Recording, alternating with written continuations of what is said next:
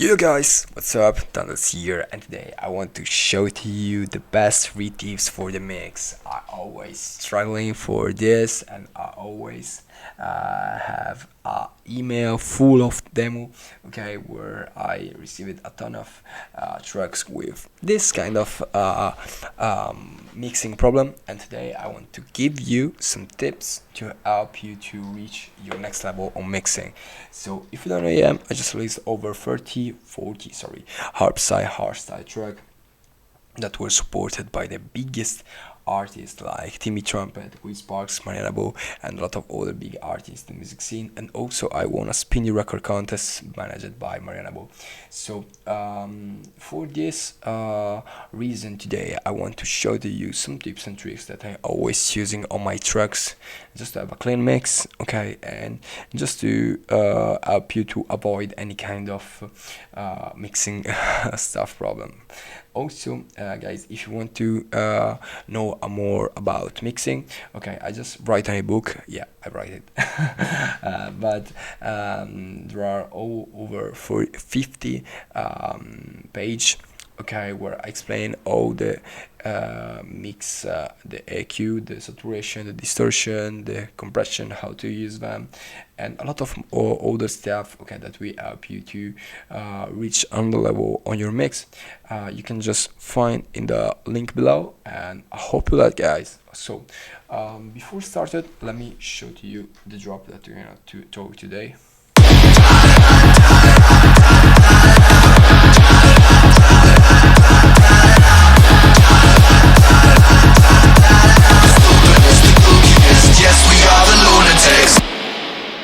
So for the first things that I want to hear when I spoke about mix, okay, is about the kick and the bass.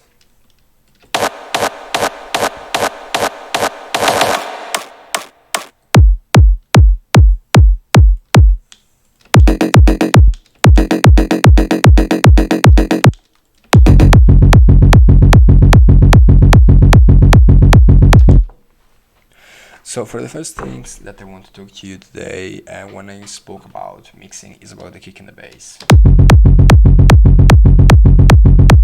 So kick and bass is one of the most important element when you are working in your track, and mainly when you're working in the mix, because if you are working bad in this area, so kick and bass, so around the bass area, okay, your track will not sound good, because bass is the most important element in your track. So as a first things, okay, remember that every single time that you have a kick and the bass, just put a side chain in the bass. Okay, you can just use a Nicky Romero kickstart, or maybe just compression with sidechain compression with the ghost kick. You know, in Ableton is a lot of common to do this, or LFO tool. This is or a way shaper. This is about the things that you prefer, but remember just to put every single time kickstart when the bass is playing.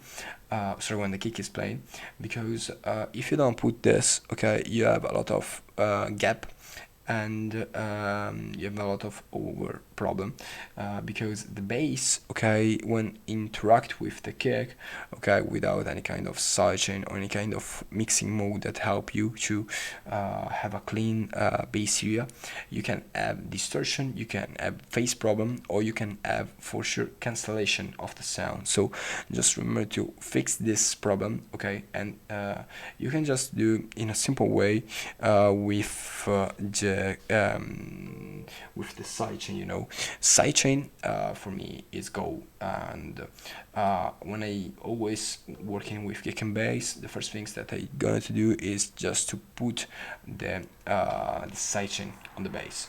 Also, as a second tips that I want to give you is that the equalization. So EQ, guys, is fundamental for your sound. So just remember that all the sounds under 30 hertz, okay, so cut them immediately, because the frequencies, okay, in this area can be heard by our ears, okay, and this, if you put like, and if you leave like the full range. Okay, yeah, you can have just a little I can say problem with the baseline, and you can put dirty bass. So just be sure to clean up all the low end frequencies under 40 hertz. Okay, in this case this is the bass, so for this reason just cut just took only the bass series, so from 30 to 180 hertz. In this case 170, but it's the same thing. Okay, but remember that frequencies is really important, so just remember to cut all the frequencies under 30 hertz and over 70k. Why over 70k? Because over 70k of hertz, okay, there are only white noise there's only white noise frequencies that will not give you any kind of emotion, will kind of give you zero, I can say, fundamental sounds. So be sure to clean up this. Okay, and remember that when you are not working with a kick or a bass, just cut all the sound from 180 hertz to 70k, just working like this clap. Okay, so from 180 to 70k, because you don't want any kind of sounds under, okay, the 180 hertz, because this is the part of the bass, and you need to leave this space blank, okay, for the kick and the bass. And the important and the last tips that I want to give you is the pan.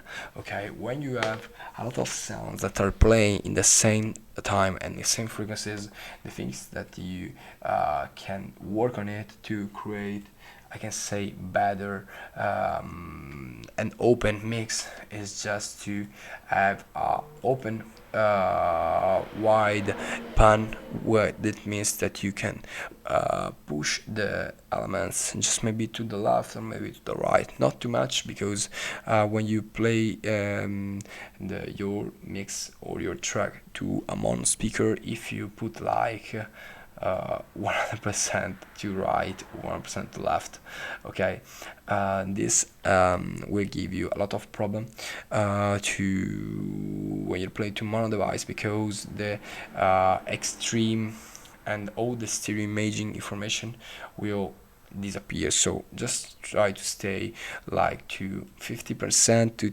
25%. Okay, just not put too much wider sound, or you have a problem with your mono device. But just remember to spread a little bit your mix. Okay, this will help you to open your mix, and in my opinion this will be a cool way to open your track. And try this 3 tips, guys. I hope you like it. If you want to see more, if you want to read more about this argument about the mix, okay, just jump on my site. You'll find my ebook that I brought to you, that I write it, sorry. And I hope you like it, and see you next time.